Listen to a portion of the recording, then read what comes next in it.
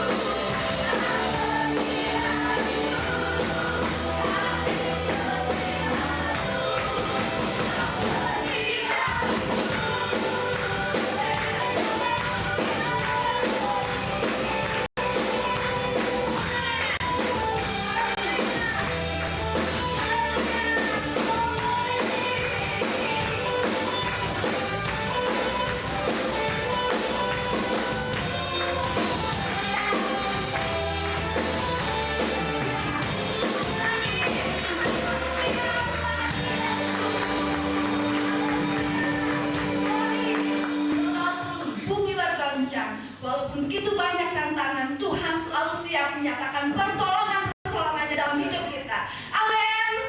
Dialah Tuhan yang benar. Haleluya. Hanya kepada kepadamu. Hanya kepada saya. Haleluya. Glory.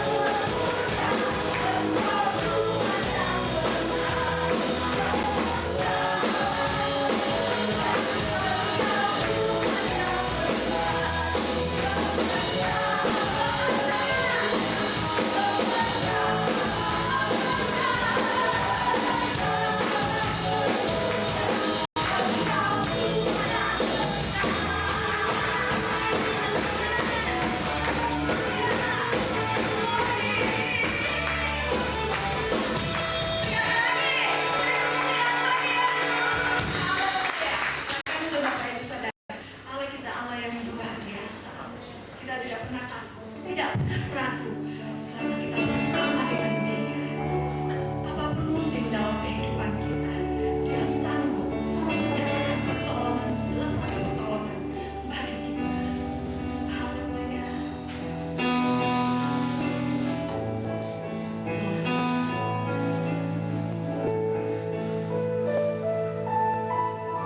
Musim akan selalu berganti,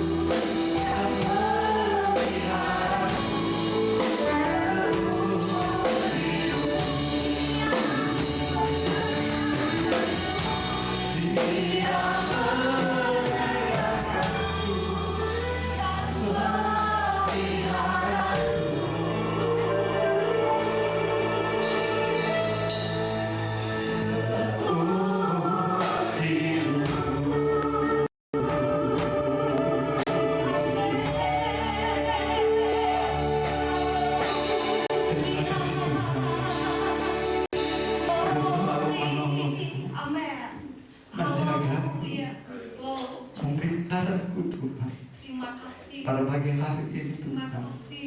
Terima kasih Bapa. Kau tahu Tuhan kami hanya ingin menyenangkan hati-Mu.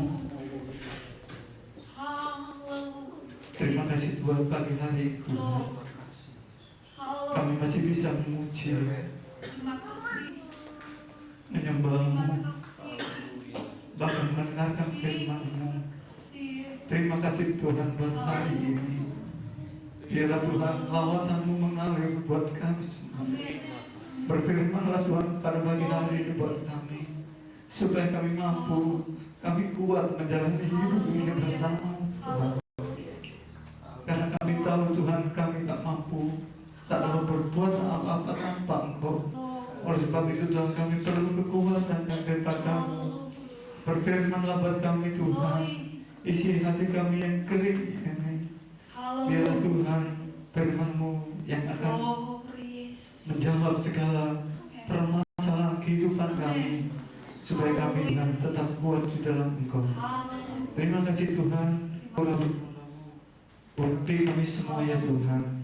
Biarlah Tuhan, apa yang Kau sampaikan melalui hamba-Mu itu adalah isi hati-Mu yang murni ya Tuhan, yang akan Kau berikan dalam kehidupan kami, supaya kami semua Tuhan pulang membawa kasih, sukacita, damai sejahtera di dalam Engkau Tuhan. Terima kasih Tuhan. Kami akan siap mendengarkan firman-Mu di pagi hari dalam nama yaitu Tuhan Yesus Kristus, Allah yang menjadi juru selamat kami yang hidup. Haleluya. Amin. Silakan duduk Bapak Ibu.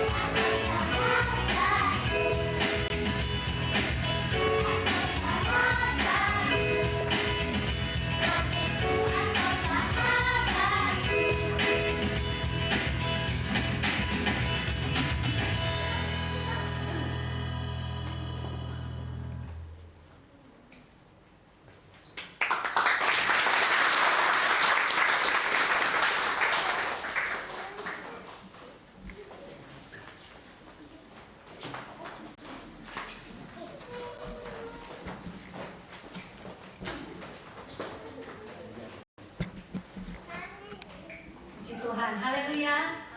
Ya Tuhan, sahabat kita yang selalu memelihara kehidupan kita semua. Puji Tuhan. Siapkan hati kita untuk mendengarkan firman Tuhan. Firman Tuhan.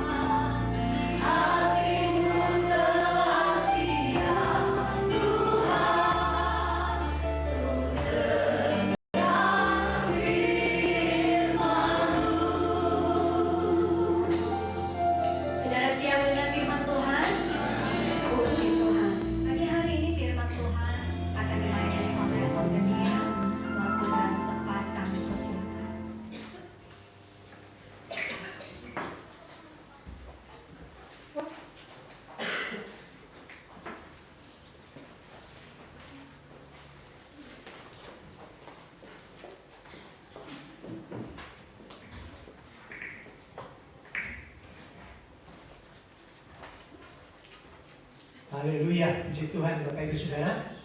Haleluya. Pagi hari ini saya akan mengajak Bapak Ibu Saudara sekalian untuk memperhatikan terlebih dahulu beberapa ayat dari firman Tuhan yang saya akan ambil pembacaannya dari kitab terakhir dari Perjanjian Lama, yaitu kitab Maleakhi. Maleakhi pasal yang ketiga ayat 13 sampai 18. Dilanjutkan dengan pasal 4 ayat 1 sampai 3. Maleakhi 3 ayat 13 sampai 18 sampai dengan pasal 4 ayat yang ketiga. Sudah siap Bapak Ibu Saudara? Mari kita akan sama-sama bangkit berdiri sebentar. Kita akan membaca ayat ini bersama-sama ya. Tidak terlalu panjang ayat-ayat ini. Judul yang diberikan oleh Lai di tempat di bagian itu adalah kemenangan terakhir bagi orang benar dan hari Tuhan ya. 2, 3. Bicaramu kurang ajar tentang aku, firman Tuhan. Tetapi kamu berkata, apakah kami bicarakan perintah kami tentang engkau? Kamu berkata, adalah sia-sia beribadah kepada Allah. Apakah untungnya kita memelihara apa yang harus dilakukan terhadapnya dan berjalan dengan pakaian berkamu di hadapan Tuhan semesta alam? Oleh sebab itu kita menjadi berpihak orang-orang yang bergabah, bukan saja muncul orang-orang yang berfasik itu, tetapi dengan mencobai apapun mereka wujudkan. Beginilah berbicara satu sama lain orang-orang yang takut akan Tuhan. Tuhan memperhatikan dan mendengar sebuah kitab peringatan ditulis di hadapannya bagi orang-orang yang takut akan Tuhan dan bagi orang-orang yang menghormati namanya. Mereka akan menjadi milik kesayanganku sendiri, firman Tuhan semesta alam. Pada hari yang kusiapkan, aku akan mengasihi mereka sama seperti seorang menyayangi anaknya yang menyayangi dia. Maka kamu akan melihat kembali perbedaan antara orang benar dan orang fasik, antara orang yang beribadah kepada Allah dan orang yang tidak beribadah kepada Allah. Bahwa sesungguhnya, terus kita lanjutkan ayat 1 sampai ayat 3 ya. 2, 3. Bahwa sesungguhnya hari ini datang menyala seperti perapian, maka semua orang dapat setiap orang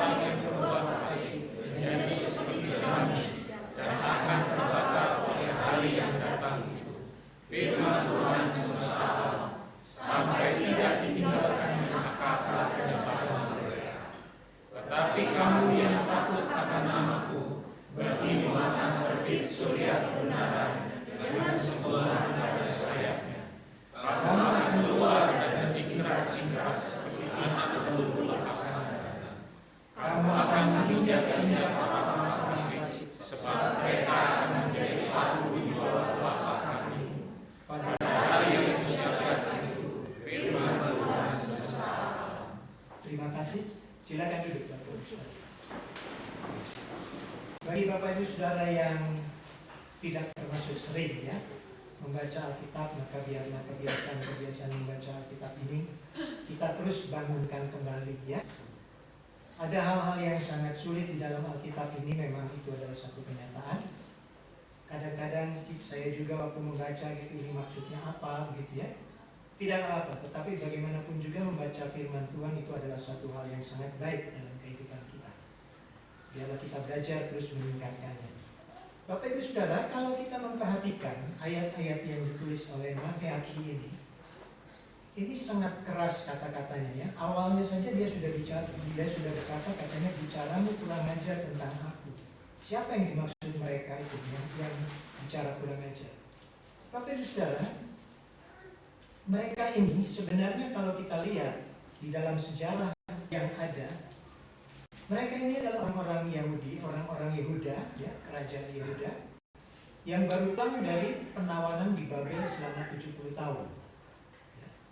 Jadi mereka sudah tinggalkan Yerusalem, dan pada waktu itu juga ketika 70 tahun yang lalu sebelum mereka ditawan, Bait Allah sudah dirusak, sudah dibinasakan oleh Nebukadnezar. Jadi mereka dibawa ke dalam pembuangan dan 70 tahun mereka ada di sana. Mereka tinggalkan Bait Allah, mereka tinggalkan semua ritual di sana, dan mereka tinggalkan semua kebiasaan mereka sebagai orang Israel. Dan ketika mereka kembali, mereka sudah lupa semua, karena itu sudah merupakan generasi yang baru. Generasi-generasi yang lahir di tanah pembuangan. Walaupun mungkin ada orang-orang tua, tapi siapa yang bisa bertahan sampai 70 tahun? Padahal kalau mereka ditawan umur 20 tahun saja berarti sampai 90 tahun. Ya. Mungkin ada juga orang-orang tua yang masih cukup kuat yang kembali ke Yerusalem pada waktu itu. Jadi itulah sebabnya kenapa tiga nabi terakhir ini yang sering kali disebut sebagai nabi yang bertugas setelah masa pembuangan atau setelah mereka kembali ke Yerusalem, yaitu Nabi Hagai, Nabi Sakaria, dan Nabi Maleakhi. Tiga kitab ini berhubungan erat sekali dengan kitab Esra dan kitab Nehemia, Bapak Ibu Saudara. Jadi kalau Bapak Ibu Saudara di rumah punya kesempatan, bacalah kitab Nehemia, kitab Esra. Itu kebanyakan merupakan sebuah kisah, sebuah cerita, ya, sebuah kisah nyata yang di beberapa tempat sangat menarik, tapi di beberapa tempat juga memang sangat membosankan. Jadi kata-kata keras daripada Nabi Maleakhi, begitu juga nabi-nabi yang lain seperti Hagai dan Sakaria, mereka bicara cukup keras. Karena apa? Karena mereka bicara kepada orang-orang yang tidak tahu sama sekali, atau mungkin mereka sudah melupakan segala tata cara ibadah di dalam Bait Allah itu.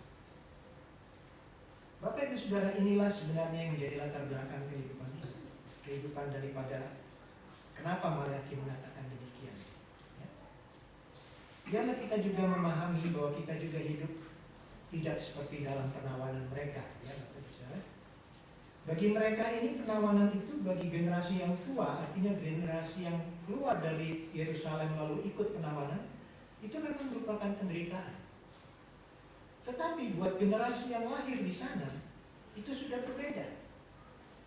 Mereka lahir, mereka besar, dan mereka melihat semua keadaan-keadaan Babel itu bagaimana. Mereka dibesarkan oleh cara hidup Babel. Dan ketika mereka kembali ke Yerusalem, itulah keadaan mereka. Mereka perlu ditegur dengan keras oleh para nabi ini. Diingatkan. Jadi bukan kata-kata keras ini maksudnya merendahkan, membodohkan atau apa-apa. Tetapi karena memang mereka orang-orang yang boleh dikatakan tidak tahu sama sekali dengan kebiasaan-kebiasaan yang lalu yang sudah ditinggalkan selama 70 tahun. Bagi generasi tua yang tadi saya katakan keluar dari Yerusalem 70 tahun yang lalu, itu satu penderitaan. Itu diungkapkan dalam sebuah Mazmur pasal 137 yang diberi judul Tepi Sungai-Sungai Babel. Ketika awal pertama kali mereka masuk ke dalam pembuangan, mereka diminta oleh orang-orang Babel itu untuk menyanyikan nyanyian Sion, nyanyian-nyanyian tentang keselamatan, tentang Tuhan mereka yang kuasa, yang penuh kuasa dan sebagainya. Tapi mereka itu tidak mau.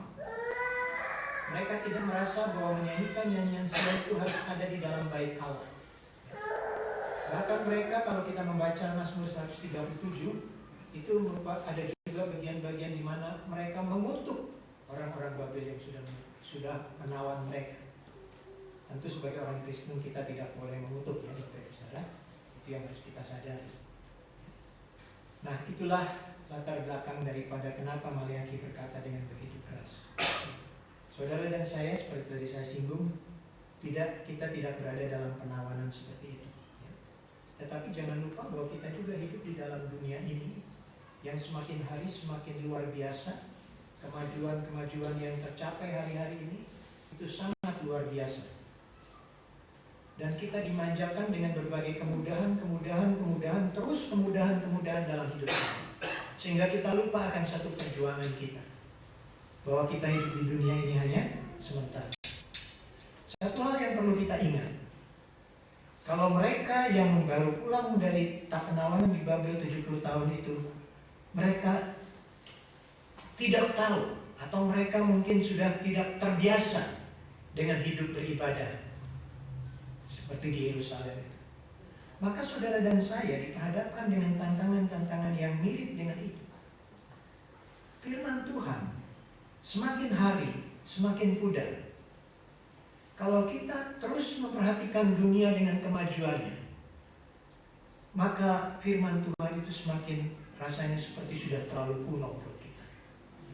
Itu kenyataan yang kita harus hadapi. Kalau mereka menghadapi kenyataan bahwa mereka tidak terbiasa dengan kebiasaan-kebiasaan ibadah di bait Allah, maka kita juga akan diperhadapkan dengan dunia ini semakin meragukan akan firman Tuhan ini. Inilah yang harus kita jaga di akhir-akhir ini, di dalam akhir-akhir zaman ini, supaya kita lebih mencintai firman Tuhan. Kita harus lebih mencintai firman Tuhan. Kalau mata kita tertuju kepada dunia ini, Tuhan semakin pudar, semakin tidak berharga buat kita. Tetapi sebaliknya, kalau kita mau menunjukkan pandangan mata kita, mata rohani kita kepada firman Tuhan, dunia inilah yang menjadi semakin pudar bagi kita. Dunia ini menjadi semakin tidak berharga bagi kita, karena kita mempunyai satu pengharapan. Ibadah yang sungguh-sungguh kepada Tuhan itu akan mempunyai akhir yang sangat luar biasa nanti. Inilah yang harus kita perhatikan baik-baik di dalam kehidupan kita sebagai anak-anak Tuhan. Bagian-bagian yang sudah kita baca bersama tidak meninggalkan terlalu banyak pesan, tapi cukup dalam di dalam bagian-bagian itu. Dia hanya berbicara tentang orang fasik, yang kedua dia bicara tentang orang benar, dan yang ketiga dia bicara tentang kemenangan orang benar atau Tuhan yang membedakan. Tuhan membedakan dengan cara memberikan kemenangan kepada orang-orang yang benar. Kita akan masuk satu persatu, ya Bapak Ibu Saudara. Orang fasik. Dari pembacaan tadi, kita sudah bisa melihat bahwa orang fasik itu dalam Kamus Besar Bahasa Indonesia dikatakan tidak peduli terhadap perintah Tuhan. Orang fasik itu dia mengaku dirinya percaya tetapi tidak taat dan terus-menerus berbuat dosa. Dan kalau kita mengutip di dalam bagian pembacaan tadi, orang fasik itu adalah orang yang gegabah katanya. Artinya orang yang terlalu berani, terlalu ceroboh, kurang berhati-hati dalam kehidupannya, ya. Kemudian dijelaskan juga di dalam pembacaan yang sudah kita baca bersama-sama, orang fasik itu adalah orang yang tidak beribadah. Sedangkan orang benar itu adalah orang yang beribadah. Itu kata daripada pembacaan kitab Maleakhi tadi, ya Bapak Ibu Saudara. Beribadah itu harus diartikan dalam pengertian yang luas. Jangan diartikan dalam pengertian yang sempit, ya. Rupanya orang-orang yang dibuang selama 70 tahun di Babel itu, terutama generasi penerusnya, artinya yang lahir di Babel, mereka memang mungkin masih mendengar cerita-cerita dari orang tua mereka, bagaimana caranya beribadah di rumah Tuhan itu bagaimana. Tapi itu kan hanya sekedar cerita yang disampaikan kepada mereka. Mereka tidak bisa melihat prakteknya, kenyataannya. Mereka hanya dengar saja orang tuanya menceritakan, dulu kalau kita beribadah di bait Allah harus membawa korban ini, korban itu, kita harus berpuasa dan sebagainya. Dia jelaskan. Tetapi rupanya setelah ada di Babel, mereka hanya mendengar cerita itu saja. Mereka lebih melihat nyata kehidupan di Babel daripada apa yang didengar dari orang tua mereka. Nah, Bapak Ibu Saudara, inilah yang membuat mereka tidak tahu apa arti beribadah itu. Mereka sudah tinggalkan itu. Jadi beribadah harus kita artikan dalam pengertian yang luas bahwa kita menghamba kepada Tuhan. Kita mengabdi kepada Tuhan. Kita mempersembahkan hidup kita kepada Tuhan. Itulah yang harus ditangkap sebagai beribadah. Tadi kita sudah membaca sebagian daripada teguran keras daripada Maleakhi, ya. Kalau kita meneliti lebih jauh, Bapak Ibu Saudara, orang-orang fasik ini atau orang-orang yang baru kembali dari pembuangan di Babel itu, mereka ditegur dalam banyak hal. Yang pertama di dalam Maleakhi 1 ayat 6 sampai 14, tidak perlu dibacakan, saya cukup jelaskan saja ya. Yaitu mereka ditegur bahwa mereka tidak mempunyai sikap hormat kepada Allah. 1 Maleakhi 1 ayat 6 sampai 14. Mereka kehilangan sikap hormat kepada Allah. Dikatakan di sana bahwa mereka kalau membawa korban ke dalam bait Allah.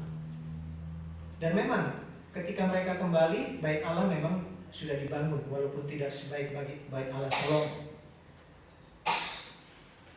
Bapak Ibu Saudara, dan mereka kalau membawa korban ke bait Allah itu dikatakan membawa korban yang cacat, yang tidak layak. Dan di situ juga kita melihat teguran-teguran daripada Maleakhi yang begitu luar biasa. Maleakhi 1 ayat 6 sampai 14 itu ditegur mereka tidak hormat kepada Allah. Dan inilah yang juga yang harus kita coba perhatikan kalau kita beribadah kepada Allah. Kalau kita mau menyerahkan hidup kita kepada Tuhan, kita juga tahu bagaimana apa yang akan kita bawa kepada Tuhan dalam bentuk apapun juga. Pengabdian kita, penyerahan hidup kita itu harus benar-benar berkenan di hadapan Tuhan. Kemudian kalau kita melihat lebih jauh teguran yang pernah disampaikan oleh Maleakhi juga di dalam Maleakhi 2 ayat 1 sampai 9, Tuhan murka kepada para imam.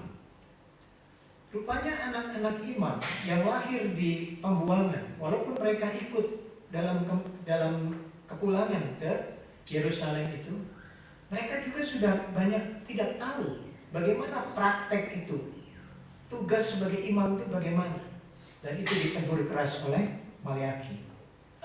Kemudian teguran yang berikutnya di dalam Maleakhi 2 ayat 10 sampai 16, dikatakan mereka hidup dengan cara hidup yang tidak berkenan di hadapan Tuhan, yaitu kawin cerai. Mereka sesudah kembali dari pembuangan itu hidup di Yerusalem. Mereka mengawini orang-orang yang ada di sana. Mereka juga bercerai, mereka juga kawin lagi, ya. Mereka hidup dengan cara-cara seperti itu. Di dalam kehidupan orang Israel itu ada satu peraturan bahwa mereka harus mengawini sesama bangsa Israel sendiri. Ya, itu ada peraturan memangnya, Bapak Ibu Saudara. Kalau kita melihat juga di dalam Esra 9 sampai 10 dan Nehemia 9 sampai 10 dan 12 sampai 13, di sana kita melihat hal itu terjadi. Hidup tidak kudus di hadapan Tuhan. Jadi kalau kita mau memperbaiki ibadah kita di hadapan Tuhan, maka hal-hal yang kecil yang nampaknya tidak yang seperti ini, itu harus tetap menjadi perhatian kita. Kita tidak bisa hidup seenaknya. Memang hidup kita diselamatkan hanya oleh kasih karunia, itu benar. Kita harus menerima apa yang sudah Tuhan buat di kayu salib bagi kita, itu harus kita terima. Dan seringkali ajaran ini hanya ditekankan bagi itu saja. Seolah-olah kalau saya sudah menjadi percaya kepada Yesus, perbuatan apapun yang saya lakukan itu tidak akan pernah diperhitungkan. Tidak seperti itu. Dan kita lihat di sini Maleakhi menegur mereka dalam segala tingkah laku atau perbuatan keseharian mereka.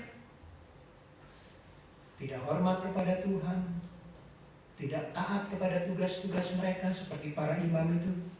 Mereka hidup tidak kudus di hadapan Tuhan. Bahkan yang terakhir, yang kalau kita melihat di dalam Maleakhi 3 ayat 10, mereka melupakan perpuluhan mereka. Itu ditegur keras oleh Maleakhi. Bagaimana mereka akan memberi perpuluhan selama mereka 70 tahun di tanah Babel? Tidak ada bait Allah di sana. Imam-imam sudah tidak melakukan tugas fungsi peranan mereka. Itu sebenarnya mereka merupakan satu hal yang aneh rasanya, ya. Walaupun mereka tentu diajarkan oleh orang tua mereka, ya. Tetapi bagaimana caranya? Bapak Ibu Saudara, jadi latar belakang daripada teguran Maleakhi lewat persepuluhan ini adalah karena mereka sudah melalaikan segala sesuatunya itu. Ditegur keras oleh Maleakhi. Inilah gambaran-gambaran orang fasik yang bisa kita baca dari pembacaan tadi. Kabar buruknya adalah bahwa pada akhirnya di dalam Maleakhi 4 ayat 1, bahwa orang fasik itu atau orang yang tidak beribadah itu akhirnya hanya akan menjadi seperti jerami. Bayangkan jerami dan bayangkan api. Jerami itu akan dimakan oleh api dan dia akan habis, ya. Saya akan masuk dalam bagian yang kedua. Orang benar. Orang benar itu adalah orang yang beribadah kepada Tuhan, orang yang takut akan Tuhan, orang yang menaruh hormat kepada Tuhan, orang yang setia kepada Tuhan, ya. Kita melihat bagaimana sikap hidup orang benar atau orang yang beribadah kepada Tuhan atau yang takut akan Tuhan itu. Di dalam Maleakhi 3 ayat 16 yang tadi sudah kita baca bersama-sama, dikatakan beginilah berbicara satu sama lain orang-orang yang takut akan Tuhan. Tuhan memperhatikan dan mendengarnya. Sebuah kitab peringatan ditulis di hadapannya bagi orang-orang yang takut akan Tuhan dan bagi orang-orang yang menghormati namanya. Ini adalah gaya hidup, cara hidup, pola hidup orang-orang yang beribadah. Apa itu? Seperti tadi pembacaan tadi mengatakan bahwa mata Tuhan itu melihat dan telinga Tuhan itu mendengar. Itu yang pertama, ya. Mata Tuhan melihat dan telinga Tuhan itu mendengar. Itu harus menjadi cara hidup orang beribadah. Bapak Ibu Saudara, saya teringat kepada nyanyian masih ketika ikut sekolah minggu, ya. Mata Tuhan melihat apa yang kita perbuat, apa yang baik, apa yang jahat, ya. Dan Tuhan melihat semuanya itu. Nah, ini harus menjadi satu cara hidup yang melekat dalam kehidupan kita. Apakah kita orang-orang yang beribadah kepada Tuhan, ataukah kita orang-orang yang asal-asalan saja? Inilah cara hidup yang benar. Mata Tuhan itu melihat dan telinga Tuhan itu mendengar. Apa artinya? Itu artinya bahwa hidup sesudah kita diselamatkan, sesudah menjadi milik Kristus, sesudah kita menjadi orang Kristen, adalah kehidupan yang penuh dengan kehati-hatian, penuh dengan kewaspadaan. Ingat-ingat selalu, tidak ceroboh. Jadi kita mempunyai satu prinsip hidup yang harus kita terapkan dalam kehidupan kita. Mata Tuhan melihat dan telinga Tuhan itu mendengar. Sekarang zaman sudah sangat maju. CCTV sudah banyak dipasang di banyak tempat, terutama di tempat pekerjaan, ya. Dipasang untuk melihat segala aktivitas. Tetapi CCTV yang dipasang, Bapak Ibu Saudara, dia hanya bisa melihat tingkah laku perbuatan yang di luar, yang diperbuat, yang dilakukan. Seorang pekerja yang ceroboh, dia akan tertangkap oleh CCTV itu. Tapi yang ditangkap itu adalah apa yang dia perbuat, apa yang dia lakukan. Sudah banyak kejadian penyelewengan atau pencurian yang dilakukan dalam sebuah perusahaan terbuka karena CCTV ini. Tetapi itu hanya bisa dilihat yang kelihatan, yang nampak dari luar. Tetapi kalau kita memperhatikan kata-kata ini, mata Tuhan melihat, telinga Tuhan mendengar, itu sebenarnya Tuhan mempunyai satu peralatan yang jauh lebih canggih daripada CCTV yang kita kenal di dunia ini. Tuhan hanya bukan merekam perbuatan kita, tetapi Tuhan juga merekam apa yang ada di dalam hati kita. Dia bisa merekam segala sesuatu yang ada di dalam hati kita. Mungkin sesudah zaman kecerdasan buatan ini, siapa tahu manusia juga bisa melihat, membuat alat serupa itu. Saya tidak tahu, ya, tapi mungkin saja. Bapak Ibu Saudara, tapi Tuhan mempunyai satu cara untuk mengetahui kita. Jadi hidup sebagai orang percaya itu adalah hidup yang harus penuh kehati-hatian. Tidak bisa hidup dengan sembarangan. Di dalam tulisan yang saya akan muat di dalam Warta Jemaat, saya pakai istilah rekam jejak. Tuhan akan membuat rekam jejak saudara masing-masing yang sudah percaya kepada Tuhan dengan begitu cermat dan dengan begitu teliti. Tidak ada sesuatu yang terluput. Karena apa? Karena Tuhan mengatakan bahwa nanti pada waktu yang sudah Dia tentukan, yang Dia sudah tetapkan, itulah yang akan dipertanggungjawabkan oleh setiap orang.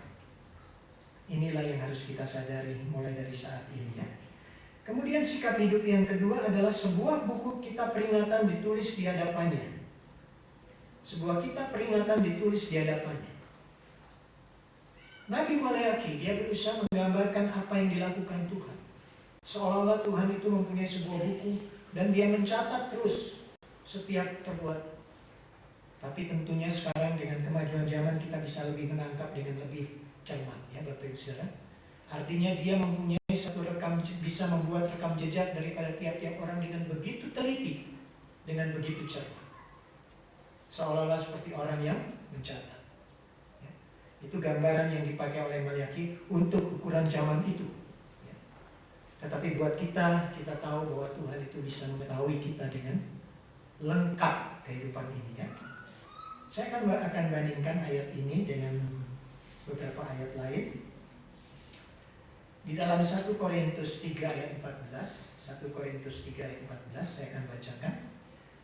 Jika pekerjaan yang dibangun seseorang tahan uji, ia akan mendapat upah. Lalu di dalam 2 Korintus 5 ayat 9 sampai 10, sebab itu juga kami berusaha, baik kami diam di dalam tubuh ini, maupun kami diam di luarnya, supaya kami berkenan kepadanya. Sebab kita semua harus menghadap tahta pengadilan Kristus, supaya setiap orang memperoleh apa yang patut diterimanya, sesuai dengan yang dilakukannya dalam hidupnya, baik ataupun jahat. Bapak Ibu Saudara, tadi saya katakan bahwa untuk kita diselamatkan adalah karena kasih karunia. Itu benar. Ya. Tetapi sesudah kita menerima kasih karunia Allah, sesudah kita menjadi orang percaya, menjadi orang Kristen, maka perbuatan-perbuatan yang kita lakukan akan kita pertanggungjawabkan pada akhirnya. Untuk apa? Dari 2 ayat itu kita tahu bahwa kita akan mendapatkan upah dari situ. Pada akhirnya nanti, ketika Tuhan meminta pertanggungjawaban daripada setiap orang yang percaya ataupun yang tidak percaya, yang satu akan mengalami seperti jerami tadi, tetapi pada saat yang sama juga orang-orang yang beribadah itu akan menerima pahala, menerima penghargaan. Jadi pada hari yang bersamaan itu akan terjadi 2 hal yang berbeda. Di sanalah pembedaan yang Tuhan akan lakukan bagi kita. Tidak sia-sia, Bapak Ibu Saudara, apabila kita mau bersungguh-sungguh beribadah kepada Tuhan. Apabila kita mau sungguh-sungguh mengabdikan hidup kita, menyerahkan hidup kita, mempercayakan hidup kita ke dalam tangan Dia, dan kita mau hidup tunduk dan taat kepada pimpinan Tuhan dalam kehidupan ini, kita tidak akan sia-sia. Memang kalau kita terus memandang kepada dunia ini, seperti tadi saya katakan, firman Tuhan akan menjadi semakin pudar. Tapi kalau kita memandang kepada apa yang dikatakan oleh firman Tuhan dengan lebih sungguh-sungguh, kita melihat bahwa dunia inilah yang akan menjadi semakin pudar bagi kita. Kita akan lebih mengasihi firman Tuhan dan bertambah-tambah untuk mengasihi firman Tuhan. Saya akan mengajak Bapak Ibu Saudara untuk melihat kepada contoh 2 orang di dalam Alkitab yang sangat mencolok sekali perbedaannya. Orang-orang itu adalah Yosua dan Kaleb.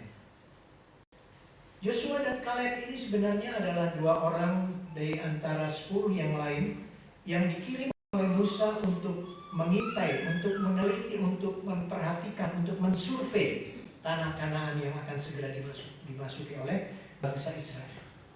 Sesudah bangsa Israel keluar dari Mesir dipimpin oleh Musa, Sesudah mereka menyeberang laut Kolsom, laut merah itu, dengan dibelah airnya oleh Tuhan, dengan mujizat yang dahsyat dan luar biasa. Kemudian mereka melanjutkan perjalanan mereka dan mereka sampai ke Gunung Allah, Gunung Horeb. Ya. Sebenarnya dari Gunung Horeb, sesudah mereka menerima 10 hukum Allah dan semua peraturan ibadah yang harus mereka lakukan, perjalanan menuju ke tanah Kanaan yang akan mereka akan masuki itu tidak terlalu jauh. Mereka sampai ke sebuah tempat sesudah dari Horeb, sampai ke sebuah tempat yang bernama Kades. Dari situlah 12 orang ini diutus. 12 orang ini pergi ke tanah Kanaan dan mereka melihat. Yosua, Kaleb, dan 10 orang lainnya, mereka melihat tanah Kanaan itu sebagaimana adanya. 10-10-nya yaitu 12 orang ini melihat hal yang sama. Tanah yang sama, hasil yang sama, raksasa yang sama, kota-kota yang berbenteng tinggi yang sama. Tetapi ketika mereka pulang untuk memberikan laporan, berbeda. 2 orang ini meyakinkan mereka semua, kita bisa masuk karena Tuhan ada di pihak kita. Itu bedanya. Tetapi 10 orang yang lain berkata, tidak mungkin kita bisa mengalahkan raksasa-raksasa itu. Bapak Ibu Saudara, Joshua dan Kaleb adalah gambaran daripada seorang yang benar-benar hidup takut akan Tuhan. Seorang yang benar-benar beribadah kepada Tuhan, menghamba kepada Tuhan. Dan perbedaan itu nyata. Mereka bukan melihat objek yang berbeda, tidak, sama. Saudara dan saya hidup di dalam dunia ini menghadapi masalah-masalah hidup yang sama. Saudara jangan berpikir karena saya tidak punya, karena saya tidak kaya, saya menghadapi masalah lebih berat daripada orang-orang kaya. Tidak. Hanya karena kita belum pernah jadi orang kaya. Orang kaya menghadapi masalah-masalah berat juga dalam hidup mereka. Sama. Dunia ini memang tempat penderitaan. Dunia ini memang tempat masalah. Apa yang dihadapi orang kaya, orang miskin, semua sama. Mungkin bentuknya saja yang berbeda, tapi kesusahannya tetap sama. Bapak Ibu Saudara, tetapi ketika mereka mau melihat kepada dunia ini, firman Tuhan menjadi budaya. Tidak akan ada bedanya. 10 orang ini mereka marah sekali kepada Yosua dan Kaleb. Mereka mengancam bahwa mereka akan melempari mereka dengan batu. Dan akhirnya akibat daripada tingkah laku perbuatan 12 orang inilah bangsa Israel ikut terbawa dan mereka harus mengembara 40 tahun lamanya baru bisa masuk ke tanah Kanaan. Sebenarnya mereka tuh masuk tidak terlalu jauh, tidak perlu harus menempuh 40 tahun di padang belantara itu, di padang gurun itu. Tapi karena sikap yang salah inilah mereka menerima hal yang seperti itu. Joshua dan Kaleb ini, dialah hanya 2 orang tentu dengan keluarganya yang mereka bisa masuk ke tanah Kanaan dan menikmati kelimpahan tanah Kanaan itu seumur hidup mereka. Memang kita tahu generasi berikutnya yang lahir di tanah Kanaan itu mereka juga jatuh ke dalam dosa, ya, hidup dalam penyembahan berhala sampai pada akhirnya ujung akhirnya mereka dibuang juga oleh Tuhan. Tetapi paling tidak Joshua dan Kaleb ini menjadi satu contoh pembedaan yang sangat luar biasa. Musa sendiri tidak diizinkan Tuhan masuk tanah Kanaan. Padahal dia adalah yang memimpin bangsa ini keluar dari Mesir. Tapi Joshua dan Kaleb dengan keluarganya dia bisa menikmati tanah Kanaan. Dia menikmati apa yang Tuhan janjikan. Bapak Ibu Saudara, apa yang membedakannya? Saya akan mengajak Bapak Ibu Saudara untuk melihat beberapa penjelasan dari Alkitab ini. Bilangan 14 ayat 24. Tetapi hambaku Kaleb, karena lain jiwa yang ada padanya. Perhatikan, karena lain jiwa yang ada padanya, dan ia mengikut aku dengan sepenuhnya, akan kubawa masuk ke negeri yang telah dimasukinya itu, dan keturunannya akan memilikinya. Bilangan 32 ayat 12. Kecuali Kaleb bin Yefuneh orang Kenas itu dan Joshua bin Nun, sebab keduanya mengikut Tuhan dengan sepenuh hatinya. Perhatikan kata mengikut Tuhan dengan sepenuh hatinya. Apa yang membedakan dengan mereka? Alkitab mengatakan mereka mempunyai sikap yang mengikut Tuhan dengan sepenuhnya. Mereka mempunyai sikap hati yang berbeda. Itulah yang membuat mereka dibedakan. Inilah sikap hidup yang benar di hadapan Tuhan. Kalau kita mau beribadah kepada Tuhan, marilah kita belajar seperti dua orang ini. Apa yang ada dalam hati mereka, lain jiwanya katanya. Lain jiwanya. Jiwa itu selalu berbicara tentang pikiran, perasaan, dan kehendak kita, ya Bapak Ibu Saudara. Pikiran, perasaan, dan kehendak. Coba mari kita teliti masing-masing dengan pribadi dalam kehidupan kita, ya. Apa yang ada dalam jiwa kita dan bagaimana jiwa kita? Kepada Yosua dan Kaleb, firman Tuhan mengatakan bahwa mereka memang memiliki hati yang berbeda, jiwa yang berbeda. Pikiran mereka, perasaan mereka, keinginan mereka itu berbeda. Mereka dipenuhi dengan pikiran-pikiran yang sesuai dengan kehendak Tuhan, perasaan-perasaan yang sesuai dengan kehendak Tuhan, kehendak yang selalu sejalan dengan kehendak Tuhan. Dan mereka mengikut dengan sepenuhnya, mengikut dengan Tuhan dengan sepenuh hati. Inilah menjadi ukuran bagi kita, dan kita akan teliti keberadaan kita masing-masing. Apakah kita mau dibedakan oleh Tuhan? Karena bagaimanapun juga Tuhan berjanji seperti itu, dan Tuhan akan melakukannya dalam kehidupan kita. Kita bisa jadi orang-orang yang dibedakan Tuhan kalau kita mengikut Tuhan dengan sungguh-sungguh. Kita bisa dibedakan oleh Tuhan apabila kita betul-betul lebih memandang kepada firman Tuhan, percaya kepada firman Tuhan daripada memandang kepada dunia ini. Tuhan akan bedakan kita. Yang ketiga, kemenangan orang benar sebagai wujud daripada Tuhan membedakan tadi, ya. Maleakhi 3 ayat 17 dikatakan, mereka akan menjadi milik kesayangan. Ini yang Tuhan lakukan saat ini, yang Tuhan sedang kerjakan dalam hidup kita. Mereka akan menjadi milik kesayangan. Kalau saudara dan saya, kita betul-betul memperhatikan pengabdian kita kepada Tuhan, penghambaan kita kepada Tuhan, penyerahan kita kepada Tuhan, rasa takut dan hormat kita kepada Tuhan, ibadah kita kepada Tuhan,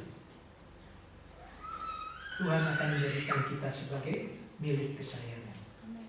Tapi satu hal yang tidak boleh kita lupakan, Bapak Ibu Saudara, kalau kita disayang oleh Tuhan, maka firman Tuhan juga mengingatkan kepada kita, kita akan lebih sering ditegur, lebih sering diperingatkan. Ibrani 12 ayat 6 mengatakan, Tuhan menghajar orang yang dikasihinya, dan ia menyesah yang diakuinya sebagai anak. Jangan kita berpikir bahwa karena kita disayang oleh Tuhan, karena kita menjadi milik kesayangan Tuhan, lalu kita bisa hidup bermanja-manja. Tidak. Tuhan justru malah mengajar kita untuk menjadi anak-anak yang tegar di dalam diri. Anak-anak yang sadar akan tugas kita. Bukan anak-anak manja. Terlalu banyak anak-anak Tuhan yang ingin dimanja-manja oleh Tuhan, tapi Tuhan tidak akan melakukan itu. Tapi kita akan terus diajar begitu lupa oleh Tuhan, supaya kita menjadi anak-anak yang bisa dewasa di dalam Tuhan. Di dalam Amsal pasal 3 ayat 2, saya mengutipnya di dalam firman Allah yang hidup, bahasa yang paling boleh dikatakan paling bebas, ya, tapi paling tidak kita lebih memahaminya. Kamulah umat pilihanku, ini kata firman Tuhan kepada orang-orang Israel. Karena itu aku harus menghukum kamu dengan lebih berat lagi. Wah, loh, katanya mereka dijadikan umat pilihan, tapi dihukum oleh Tuhan dengan lebih berat lagi. Kalau Bapak Ibu Saudara kita perhatikan jalan kehidupan bangsa Israel, mereka sebagai satu bangsa yang disebut sebagai bangsa pilihan Tuhan. Tapi kalau saya banding-bandingkan dengan bangsa-bangsa yang ada di seluruh dunia ini, tidak ada satupun bangsa yang diperlakukan begitu luar biasa oleh Tuhan seperti bangsa yang satu ini. Mereka dihajar Tuhan itu habis-habisan, Bapak Ibu Saudara. Mereka berada di Mesir sebagai budak. Waktu itu mereka belum menjadi sebuah bangsa. Mereka ditindas sebagai budak, kerja paksa. Dan ketika mereka dikeluarkan dari Mesir, dibawa ke tanah Kanaan lewat perjuangan yang sangat berat, lewat didikan yang sangat luar biasa. Ketika mereka masuk ke tanah Kanaan, dan mereka juga terus dihajar oleh Tuhan, dilatih oleh Tuhan, tapi mereka tetap tegar dan mereka tidak mau menurut kepada Tuhan. Dan akhirnya bangsa ini dibuang dari tanah air mereka, dibuang ke Babel, dibuang ke Asyur. Dan ketika mereka dikumpulkan kembali, mereka sudah tidak mempunyai pemerintahan yang berotoritas. Mereka tidak bisa mendirikan negara yang mandiri, negara yang benar-benar merdeka, tidak.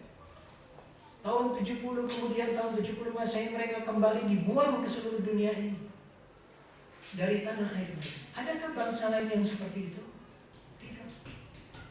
Bangsa lain biasanya mereka berkumpul, mereka membentuk satu keyakinan sama, satu kelompok bersama, mereka membangun negara, dan mereka akan terpelihara terus. Tetapi bangsa ini adalah diperlakukan Tuhan dengan begitu luar biasa, seperti dikatakan ayat tadi, mengatakan, kamulah umat pilihanku, karena itu aku harus menghukum kamu dengan lebih berat. Kalau saudara dan saya, kita mau menjadi anak-anak kesayangan Tuhan, kita harus siap dibentuk oleh Tuhan. Harus ada kerendahan hati dan kesediaan kita di hadapan Tuhan. Relakan hati kita karena Tuhan ingin membedakan kita sampai pada akhirnya. Pembedaan itu mungkin sekarang belum nyata, tapi paling tidak kenyataan ini adalah benar. Pembedaan-pembedaan yang akan dilakukan di waktu yang akan datang. Maleakhi 3 ayat yang ke-17. Pada hari yang kusiapkan, aku akan mengasihani mereka. Itulah yang Tuhan lakukan. Tuhan menjadikan kita umat kesayangannya saat ini. Kita akan dididik, dilatih oleh Tuhan, dilatih, dibentuk terus oleh Tuhan. Dan kita perlu kerelaan hati untuk terus dibentuk oleh Tuhan dengan sungguh-sungguh. Dan nanti pada waktu hari yang sudah kusiapkan, itu saya berbicara tentang hari yang akan datang. Di sana orang-orang yang beribadah kepada Tuhan, yang takut akan Tuhan, mereka akan dikasihani. Tadi saya sudah singgung bahwa mereka akan menerima upah. Mereka akan menerima riba. Mereka akan menerima penghargaan dari apa yang sudah mereka lakukan, ya. Maleakhi 4 ayat 2. Orang yang benar dan beribadah itu akan terbit surya kebenaran dengan kesembuhan pada sayapnya. Ini berbicara tentang kemuliaan, Bapak Ibu Saudara. Dikatakan bahwa orang yang benar yang beribadah kepada Tuhan itu pada saat waktu yang sudah Tuhan tentukan, pada waktu yang sudah kusiapkan, pada hari terakhir itu, ketika di mana orang-orang fasik akan menjadi seperti jerami, maka pada waktu yang bersamaan itu juga kita akan menjadi orang-orang yang terbit surya kebenaran dengan kesembuhan pada sayapnya. Kemuliaan. Ayat ini hendak menggambarkan sebuah kemuliaan. Dari sebuah buku penjelasan yang saya dapatkan, dikatakan bahwa sebenarnya terbit surya kebenaran dengan kesembuhan pada sayapnya itu merupakan gelar daripada Kristus, menggambarkan kemuliaan, kebenaran yang sempurna dari Yesus Kristus yang akan datang pada saat kali yang kedua. Kita akan mendapatkan kemuliaan. Saudara tidak perlu membayangkan kemuliaan itu seperti apa. Saudara sekarang punya baju apa adanya, tidak masalah. Tetapi kita akan mendapatkan kemuliaan ini pada waktunya. Tidak sia-sia kalau kita mau sungguh-sungguh beribadah kepada Tuhan. Maleakhi 4 ayat yang ketiga. Dikatakan di sana, menginjak-injak orang fasik sebab mereka menjadi abu di bawah telapak kaki kita. Ini menggambarkan kemenangan. Sekarang ini di dunia yang ada sekarang ini, kejahatan dengan kebaikan hampir tidak bisa dibedakan. Sementara ada orang-orang yang berbuat jahat dan tidak pernah tertangkap. Ada orang-orang yang berbuat baik malah diperalat. Segala sesuatu berjalan sebagaimana adanya saat ini. Tetapi segala sesuatu akan berakhir seperti yang digambarkan oleh firman Tuhan. Sesuatu akan terjadi di waktu yang akan datang. Pembedaan itu akan jelas sekali pada waktu itu, di mana dikatakan orang fasik akan mengalami kekalahannya. Bagaimana dengan orang-orang yang tidak beribadah? Dikatakan orang-orang itu akan menjadi seperti jerami, tadi saya sudah katakan. Mereka akan binasa, mereka akan mengalami kekalahan total di sana. Di sanalah terjadi satu pembalasan yang sempurna dari Allah. Di dalam Roma 12 ayat 19 dikatakan pembalasan adalah hak Tuhan yang memberi pembalasan firman Tuhan. Inilah saatnya di mana akan dinyatakan kepada kita bahwa hal-hal yang fasik akan mengalami kekalahan dan orang-orang benar akan betul-betul mengalami pembedaan, menerima upah, menerima kemuliaan, menerima kemenangan. Bapak Ibu Saudara, pada akhirnya kita perlu mempergunakan kesempatan yang ada. Masih terbuka kesempatan untuk memperbaiki diri. Memperbaiki diri dalam hal apa? Untuk kita lebih meningkatkan ibadah kita. Takut akan Tuhan dan terus hidup di dalam kebenaran. Tuhan tetap akan membedakan antara orang benar dan orang fasik. Antara orang yang beribadah, yang menghamba kepada Tuhan dengan tidak sia-sia. Kita perlu memperbaiki terus kehidupan kita di hadapan Tuhan, ya. Pengabdian kita kepadanya tidak akan sia-sia. Apa yang kita lakukan hari ini dengan sungguh-sungguh di hadapan Tuhan, kesetiaan kita itu akan berbuah pada akhirnya. Dan sekali lagi saya hendak tekankan pada fokus yang sudah saya katakan tadi. Kalau kita fokus kepada dunia ini, firman Tuhan akan menjadi semakin pudar, semakin tidak berharga. Tetapi sebaliknya, kalau kita lebih fokus kepada firman Tuhan, kita percaya kepada apa yang dikatakan firman Tuhan ini, kita akan melihat dunia ini semakin tidak berharga. Semakin kita tidak tertarik kepadanya. Tapi kita semakin tertarik kepada apa yang Tuhan katakan. Tuhan memberkati. Mari kita akan sama-sama bangkit berdiri. Kita nyanyikan satu nyanyian. Mataku tertuju padamu, segenap hidupku kuserahkan padamu. Bimbing aku masuk rencana untuk membesarkan kerajaan. Ku mau mengikuti kehendak-Mu ya Bapa. Ku mau selalu menyenangkan hati-Mu. Haleluya, haleluya, haleluya, haleluya, haleluya,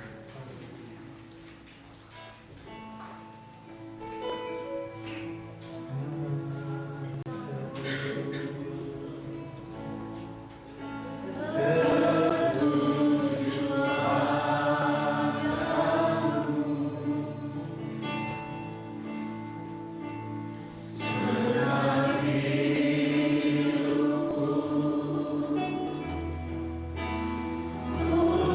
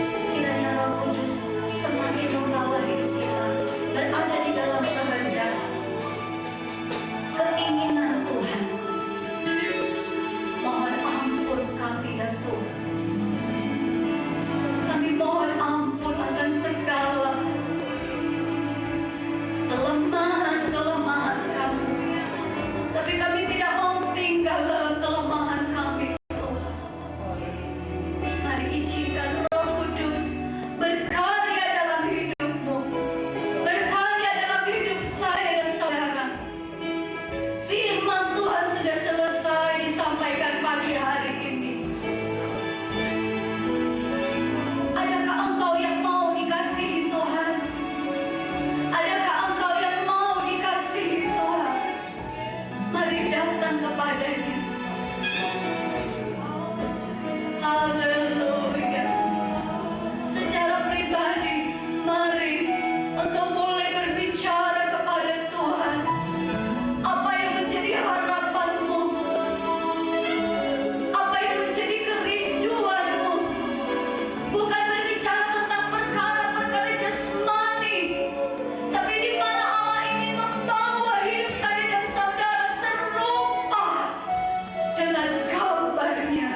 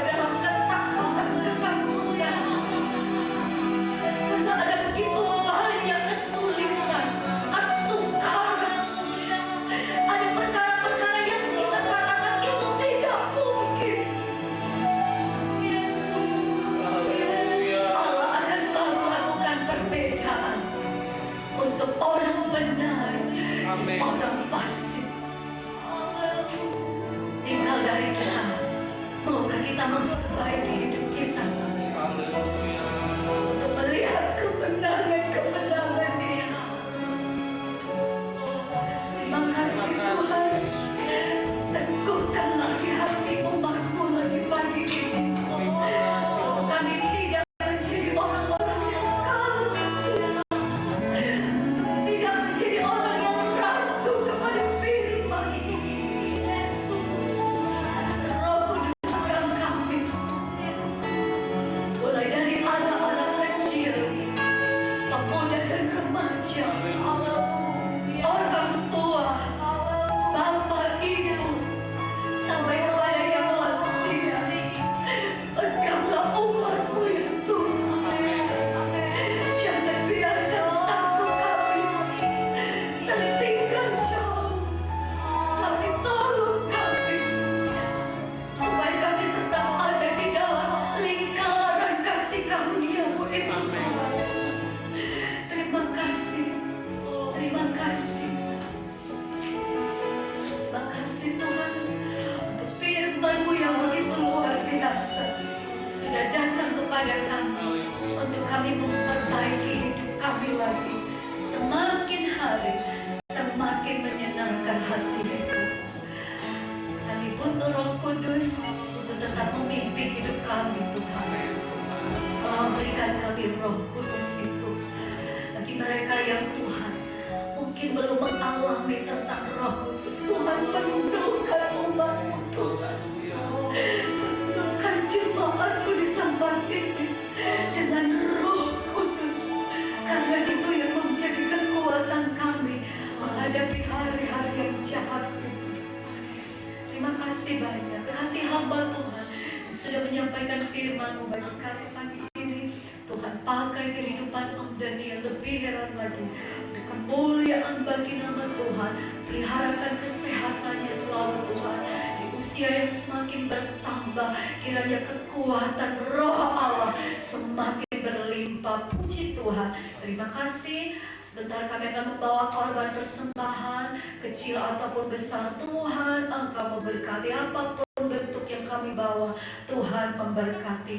Di dalam nama Tuhan Yesus Kristus. Haleluya. Amin. Puji Tuhan.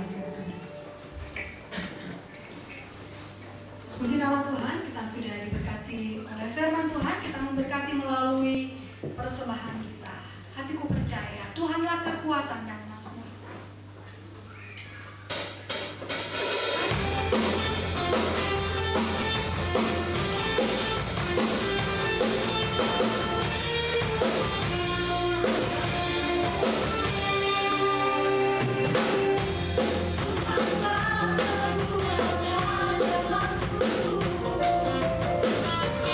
Hallelujah.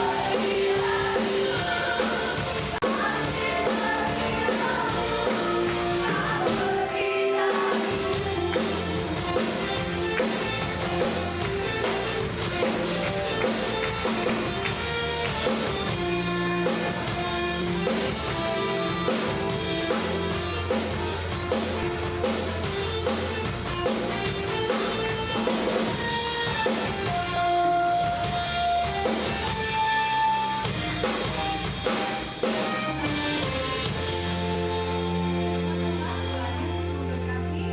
sebagai pengumuman untuk minggu ini, Bapak Ibu juga bisa perhatikan seperti di Warta, hari Selasa pukul 4:30 kaum wanita Sipora akan beribadah doa di gereja.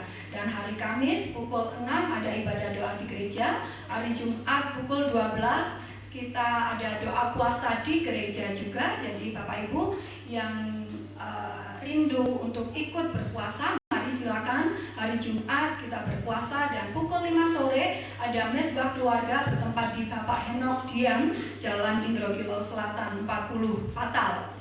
Jadi di Bapak Henok nanti mesbah keluarga. Hari Sabtu pukul 5 Joshua Generation, dan hari Minggu akan ketemu Alpha Omega Kid pukul 7 pagi dan pukul 8 kita beribadah raya. Dan untuk hari ini, hari Minggu akan ada ibadah kaum pria bertempat di gereja ya Pak Joni ya, di gereja. Jadi mari kaum pria nanti pukul 6 ibadah kaum pria di gereja. Puji nama Tuhan. Tuhan Yesus memberkati. Jika ada yang lain silakan Ibu Gembala.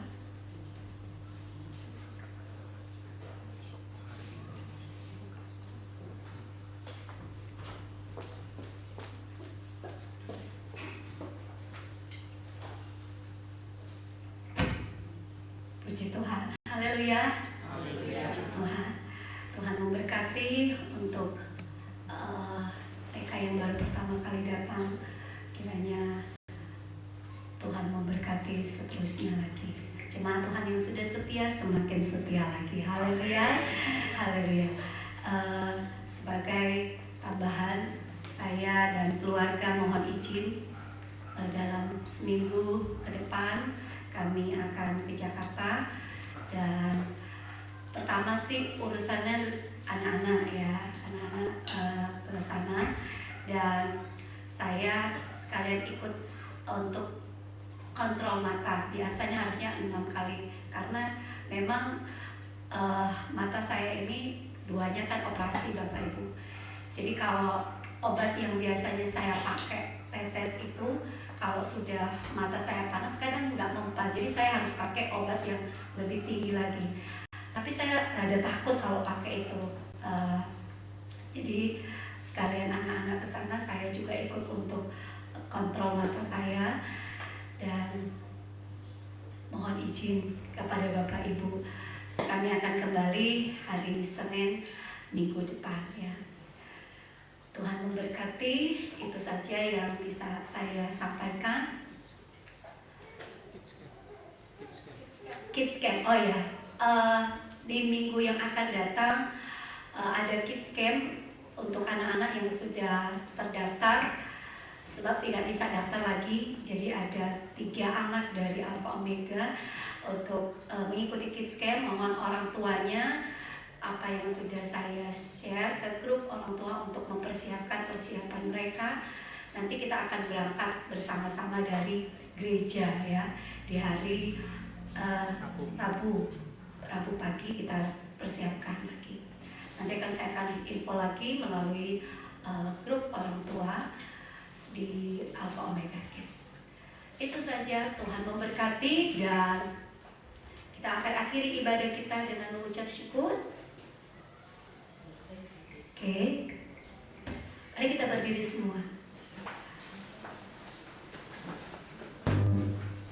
Sebab Tuhan itu baik. Nyanyikan. Sebab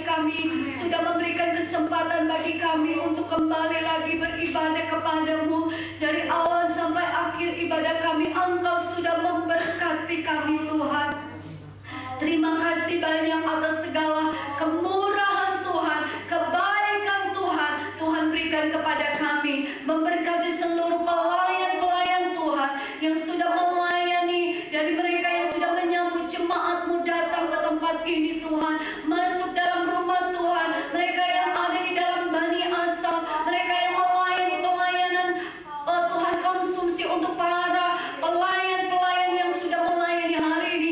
Berkati semua Tuhan, Engkau yang memperhitungkan segala sesuatu yang sudah dikerjakan hamba-hamba-Mu ini, dan berkatilah setiap kami umat-Mu yang sudah beribadah kepadamu, bahwa kami itu semakin hari semakin cinta dan cinta dan cinta kepadamu Tuhan.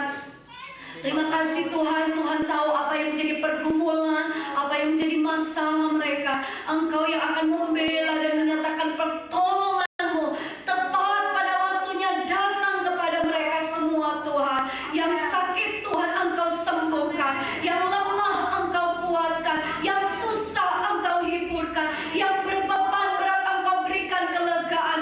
Biarlah kami menikmati janji-Mu bagi kami, yaitu janji kemenangan itu. Terima kasih banyak Bapa di sorga. Terpuji-pujilah akan nama-Mu.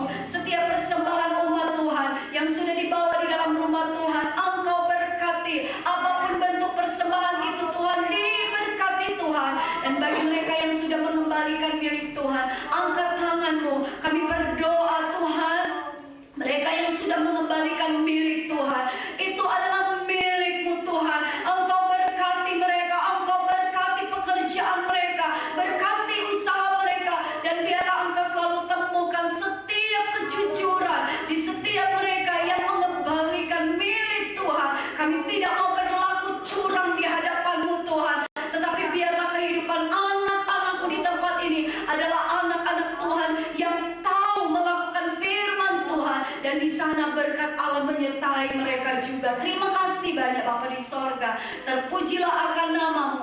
Engkau juga memberkati anak-anak sekolah minggu yang sudah memberikan Tuhan pelayanan mereka melalui pujian mereka kepada-Mu Tuhan.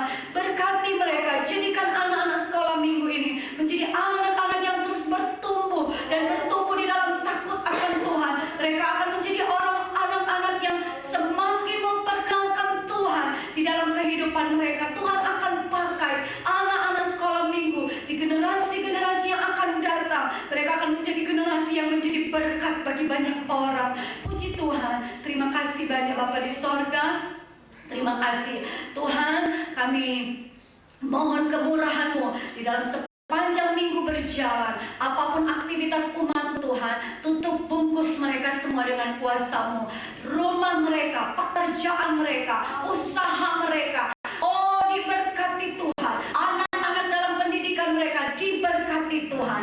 Kami percaya Tuhan akan selalu ada di dalam setiap perjalanan hidup kami, anak-anak-Mu. Terima kasih Tuhan. Terpujilah akan nama-Mu, kekal untuk selama-lamanya. Sebentar kami akan pulang ke rumah kami masing-masing. Sertai dalam perjalanan pulang, tibakan di rumah dengan selamat. Dan Tuhan, Engkau memberkati ibadah Jesua, ibadah kaum pria sore nanti. Tuhan berkati. Engkau juga memberkati pelayanan Jesua Generation. Mereka akan melakukan basar nanti Tuhan.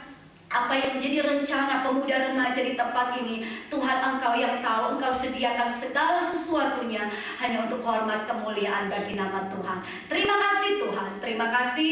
Dan mari jemaat Tuhan, kita pulang dan membawa segala berkat kemurahan Tuhan. Terimalah berkat anugerah dari Allah Bapa, cinta kasih dari Tuhan Yesus, persekutuan penghiburan dari Roh Kudus akan menyertai kita semua dari saat ini, besok, dan sampai Yesus datang kembali di dalam kemuliaannya menjemput kita anak-anaknya. Dan berkat itu kita terima di dalam nama Tuhan Yesus Kristus. Haleluya, amin. Puji Tuhan, Tuhan memberkati. Nanti para pelayan paduan suara akan melakukan latihan, dan mohon tunggu sebentar. Sekali lagi ada bahasa Joshua Generation. Bapak Ibu silakan didorong ya di depan. Tuhan yang benar.